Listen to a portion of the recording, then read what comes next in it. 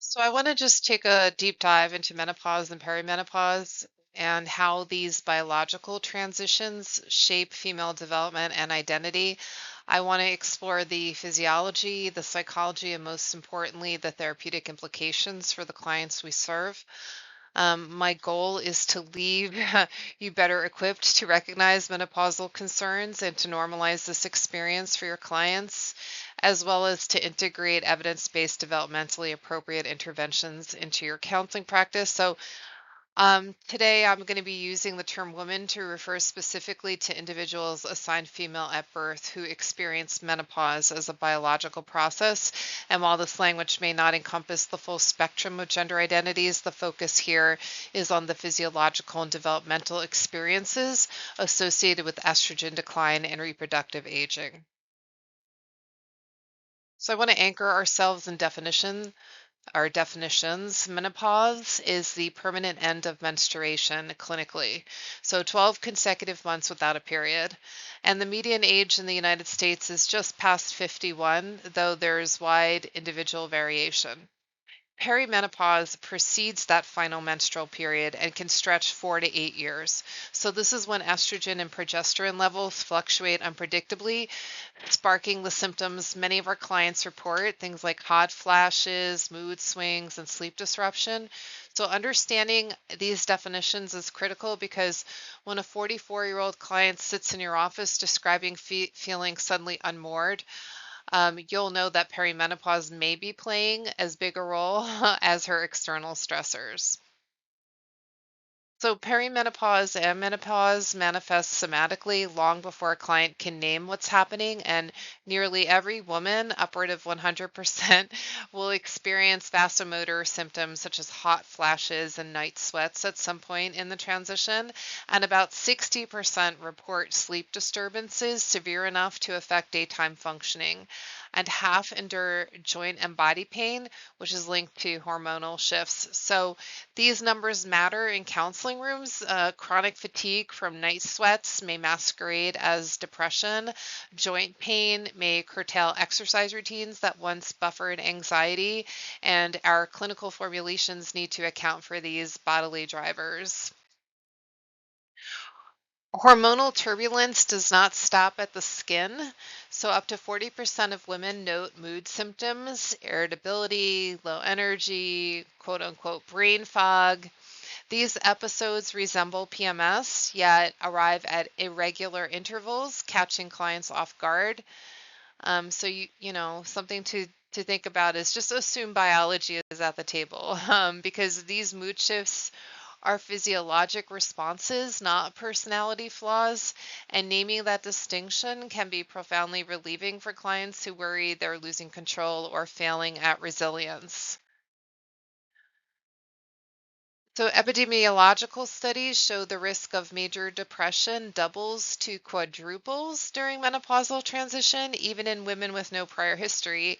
And so, symptoms span numbness, hopelessness, anxiety is equally prevalent but often overlooked. Clients describe mounting health worries, muscle tension, or sudden panic that seems unrelated to external events. And as counselors and therapists, we want to screen proactively because early identification and when warranted collaboration with prescribers, medical prescribers, prevents unnecessary suffering.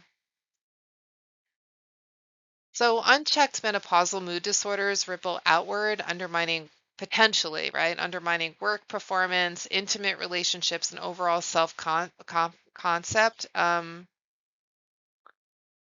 I've worked with people who began skipping meetings because they feared an unpredictable hot flash would trigger embarrassment. So I think, thinking through a situation like that, psychoeducation, CBT for anticipatory anxiety, these kinds of things can help with moments such as those. And so the takeaway is addressing menopausal symptoms is not a nice to have, it's a foundational to sustain clients' vocational and relational functioning at times. There's three amplifiers that I think deserve special attention. So midlife pressures, often career peaks, tween to college children, and aging parents all converge precisely when hormonal resilience dips. Um, that's fun. Sleep disruption, remember 60% experience it, so that erodes emotional regulation and heightens stress reactivity.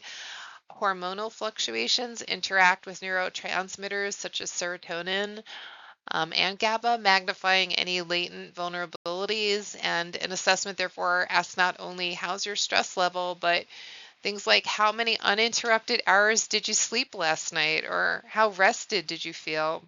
Simple questions, but powerful data. So, beyond physiology lies identity work. The cessation of fertility can catalyze existential questioning. Who am I if I'm no longer a potential mother? If my body's changing, is my attractiveness or even my value waning? These questions intersect with Erickson's stage of generativity versus stagnation, Levinson's idea of the midlife transition, and feminist critiques of ageist cultural scripts. So, as therapists, we sit with ambivalence, mourning the loss of one life chapter while opening space for postmenopausal reinvention. Untreated mood disorders during menopause are linked with cognitive decline and heightened dementia risk, likely via inflammatory and vascular pathways. Depression in midlife women correlates with increased cardiovascular disease, and chronic sleep loss accelerates biological aging, elevating cortisol and impairing glucose metabolism. So, thus, menopausal care is preventative medicine. Effective counseling today safeguards brain and heart health decades later. So let's synthesize. First, menopause and perimenopause are whole person phenomena, mind, body, and identity entwined. Second, our therapeutic stance must blend empathy with evidence based expertise, normalizing symptoms while offering concrete strategies. And third, a preventative approach, screening early, collaborating perhaps with interdisciplinary providers. These can all reduce long term morbidity. So, finally, commit to continuing education. Women's health research is evolving rapidly, and staying current is integral to ethical practice. For us as emerging counselors and therapists, this means deepening our commitment to understanding the full arc of adult development so we can meet clients with attuned, informed care during one of the most misunderstood and underserved transitions in a woman's life.